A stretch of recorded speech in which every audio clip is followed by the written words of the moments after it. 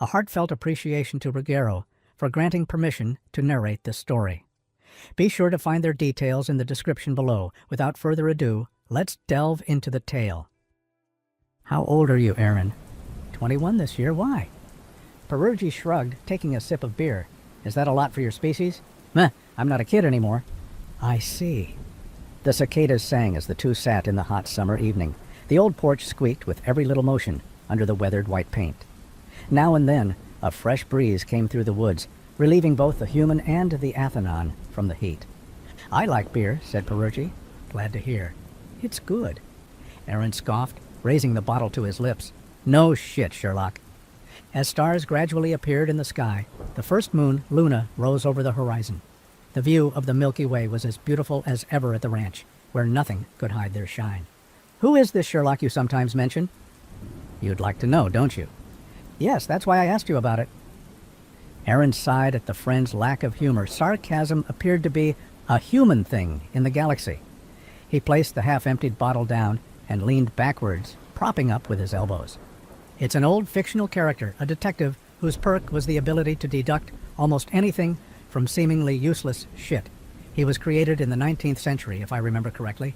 Albert Conan Doyle wrote it.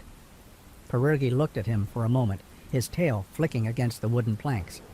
Was the 19th century a long time ago? Yes. How distant? Aaron tilted his head. What? How long ago was it? He rephrased. The young man started counting in his mind, his fingers tapping against the swelled wood as he mulled over the question. The old oak in the backyard rustled in the wind. The 19th century started 717 years ago, with calendar, and lasted 100 years. How long is a human year? A day here lasts 27 hours. A day on Earth is 24, which means that if you split the day in 27 parts and take... He shook his head. He pointed at his phone and opened the clock's app. Every tick of this lancet is a second, and a full circle is a minute 60 seconds. 60 minutes is an hour. 24 hours is an Earth day. 365 days is an Earth year. Also, every 4 years, we add a day. A century. Why? Something to do with odd hours in the planet's rotation. A century is 100 years. While his friend did the math, counting on his 4 fingers, Aaron put his phone away and gazed at the stars, resuming his bottle of beer. The second moon, Selene, had risen behind the tree's foliage, following Luna's path in the sky. That's not much. Aaron raised a single brow. What isn't? All of that. A century. 7 centuries. 717 years. It's just not much. For the universe, maybe. 700 years is more than half a millennium. In the 19th century, we didn't even have flight. The Athenon turned around, his lanky figure an odd fit in the human porch. Then how did you get here? Aaron looked at his friend. Even sitting on the decking, Perurgi was nearly eye level with someone standing. What? How did you get here? The Athenon repeated, twitching his ears. He was adorable doing so. He looked like a cat, which was the reason he was trying to lose the habit. Humans would pet anything they found cute, even if bigger and older than them. The singing of the cicadas became the only sound between the two, as Aaron tried to understand what his alien friend meant. A gust of wind carried over, bringing the scent of rain. Here as in on this planet. I was born here. Perurgi pinched the bridge of his nose, half as long as a human's, closing his eyes. I'm serious. How did your species get here? You lost me with a spaceship. The blue alien groaned. No, I don't mean like how, technically. On whose spaceship? Ours. Please answer me. Aaron stopped him, uncertainty giving way to a question. Why are you saying that it's not possible for humans to reach this planet on their own? You said it. You said that you started developing flight after that you didn't have flight technology yet in the 19th century. So, Aaron, stop circling me around. The human chuckled as his alien friend used a figure of speech which did not translate and raised a hand to stop him. Perurgi was still new with the human race. He had arrived just a few months earlier. His English was still clunky. I'm not kidding you. I'm lost. I don't get what you are confused about. I'm saying that if 700 years ago you didn't have flight technology, how come you now have FTL ships? Aaron tilted his head. He cleared his throat, still lost, but tried answering by repeating what he remembered from history class. We developed flight technology in the 20th century, and by the end of the 21st, we perfected sublight space travel, colonizing Mars and Venus. By the end of the 23rd century, we organized our first interstellar trip on a generational ship. 60 years ago, in the 25th century, we finally achieved FTL with black hole curvature engines, and now we move through the stars exactly like you. Pyrurgy looked him dead in the eyes without blinking, his mind gears grinding somewhere, then spent a full minute counting numbers while his lips moved without speaking. He looked like a statue, the yellow light from the kitchen window reflecting on his blue striped fur with a greenish shimmer. Finally a switch clicked. He smirked. "You're kidding me." "What? No. What would even be the joke here?" The human laughed, surprised. Maybe his friend had not got what a century was. He took out his phone and opened the clock again. "It's too short. Your species couldn't possibly reach this technological growth that fast," repeated the Athenion after hearing the explanation a second time. "What do you mean so fast? It's been 7 centuries. That's enough time to let an empire die." "Aaron, stop. A good joke is a short joke." Aaron looked him dead in the eyes. "I'm not joking. From the first half of the 20th century to the first half of the 25th, 5 centuries is all the time it took us to go from pre-flight to FTL, and we did it alone." Pyrurgy seemed puzzled, his beer forgotten on the side. "Why? How long did it take you?" Aaron wasn't exactly a cultured man. For his short life, he had received a basic education before starting work at the ranch at 16. He had a knack for boxing, but wasn't good enough to join the regional bouts there, on Pluraluna too, and the few things he knew about space travel were from his dream of leaving the planet and traveling the cosmos. It wasn't the first time he was ignorant about the Athaunans. Beyond the little bits of culture he had been exposed to over the years, the biological fact that they shat some of the most acidic things in the universe, as taught by the melted chemical toilet of summer 2515, where grass still refused to grow, and some words in their language. Aaron didn't know squat about them, even more so about their history. He didn't know jack shit about that. In human years, we went from pre-flight to FTL in 2,500 years, give or take. Aaron didn't know whether it was a long time or not. It sure was a lot more than the humans, but the universe is a large place. Others were bound to have different timings. "That's a bit long," he still replied. He wondered how ancient Athenon history had to be, as he remembered that they had gone FTL long before Gutenberg could even think about the print. Can't blame us. Everything is compared to humans. "What do you mean?" "You are faster than everyone else in the galaxy. Not just your biology, your society as a whole." "Our biology? You mean like in bed?" Pyrurgy burst in a low, hoarse sound, which was his laughter, his tail sweeping the floor. "No, I don't mean in bed. From what I could see, you got stamina to spare. Sarah's not going to leave you. Don't worry." He winked. "I mean, in your time. You turned into an adult in barely 2 decades. It's about just 5 years on Pluraluna. Well, a year here is 4 on Earth, so it's a bit..." "What I mean," the Athenon cut him off with a flick of his wrist, "is that your species as a whole seems to have a taste for speed, and it's imprinted in you." "How long did it take you to reach adulthood?" Aaron had known his friend for just a month and a half, since when he had taken up work in the ranch. Partially due to the different biology, partially because he didn't really care, he had never questioned the friend's age past a superficial, "Are we somewhat peers level?" seeing how they apparently had somewhat the same mental age. 45 human years. The young man stopped in surprise, the bottle raised midair. He wondered if his best friend was a middle-aged man. He shook off the idea. Different biologies meant different life cycles. "That's long," he commented, "compared to humans. And that's still over..."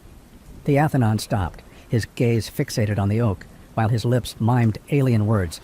"Wait, Aaron, I've seen photos of you with Sarah, dating back to last summer." "So?" the young man said tentatively. "Yet you say you became an adult this year." "Yes." "For my species, adulthood is reached upon sexual maturity. What is adulthood for you?" Aaron grabbed a new bottle, opened it with the pit of his elbow, and took a long sip. The question was tricky. Adulthood is the age by which we are legally allowed to vote and drink alcohol, and is reached at our 21st birthday. We reach full sexual maturity around the same period, between 18 and 20 years old. Pyrurgy turned around and raised an eyebrow, slowly sipping at his beverage. "Full?" "Technically speaking, we start being sexually active around 11 and 13 years old. It's the same age we start changing. Full maturity is when our bodies stop doing that and we turn into adults. In between is adolescence." "That's..." he murmured without completing his thought, lowering his bottle. His long ears twitched. Aaron nodded. Fascinating, yes. Also, the reason we take this long is because our brain is actually way more complicated than any other species from Earth. This is long for you, he interjected, his poker face gradually fading the more he heard about the human's biology. Most of the animals from there reach adulthood in their first year of life, shrugged the young man, returning his gaze to the stars. If there was one thing he thanked Sarah for, it was the documentaries she made him watch. Ever since, he had started really digging into them. For example, horses, the ones we have in the stables, start walking within half an hour of their birth, he added. Then the realization hit him. Wait, you're telling me you reached sexual maturity at 50 years old? 45. You are incredibly rapid. No wonder your species was so fast. Are you sure it's not your species that's slow? I mean, you are like the elves from Lord of the Rings. It must be so interesting. It's a great book. I have a copy if you'd like. Not that idiot, Perurgi clicked his tongue with a smile. I was talking about, if you think about it, even the most basic flight technology is incredible. The technological success, born of an impossible dream and a long trial and error, he said, looking at the stars. In the evening, when they sat together like that after a long day of work, he often started talking about such things, like the beauty of technology or the greatness of the universe. What a poet, Aaron teased him.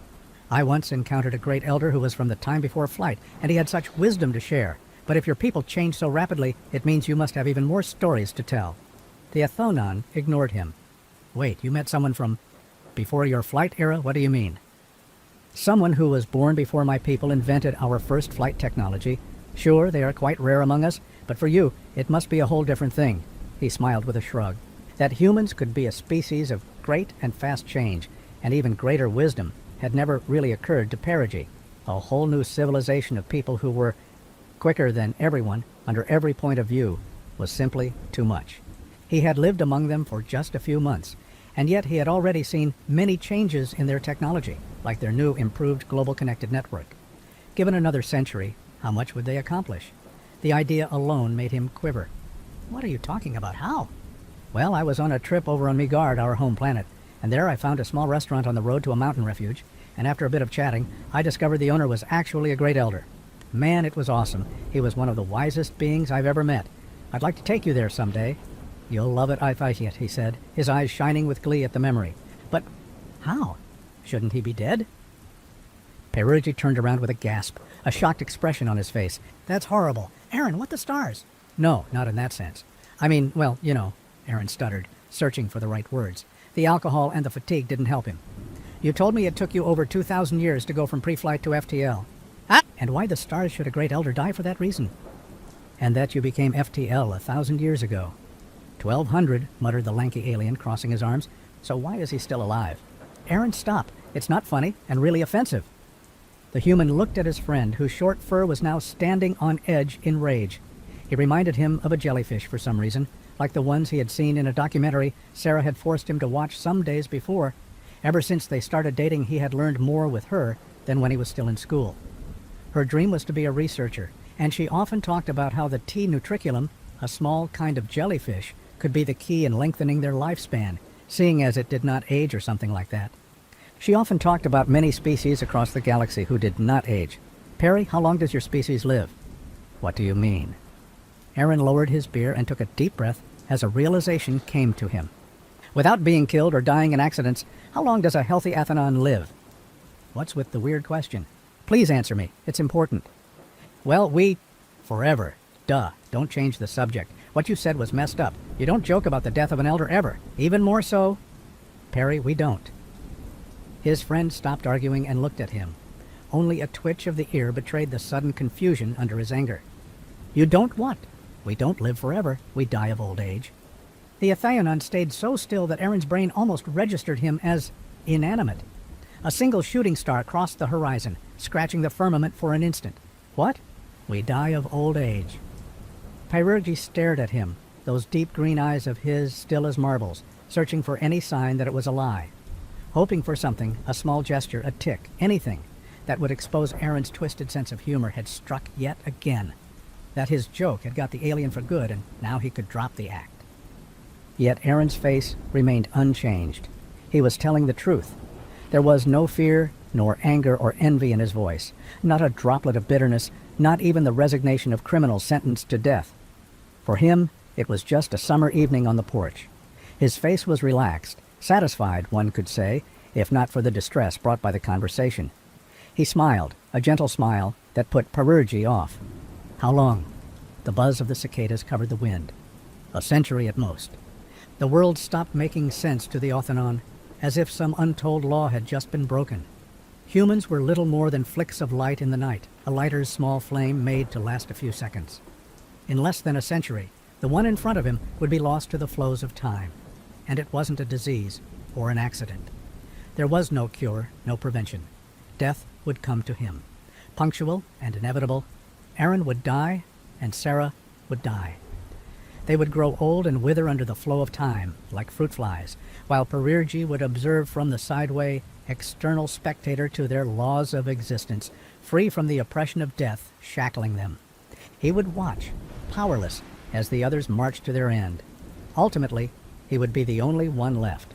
Perry would survive Aaron and everyone else after him. You have reached the end of the story. If you enjoyed this story and wants to support us, please leave a like and subscribe to our channel. And for every comment that comments heart, I will heart every single one of them. Thank you for your time.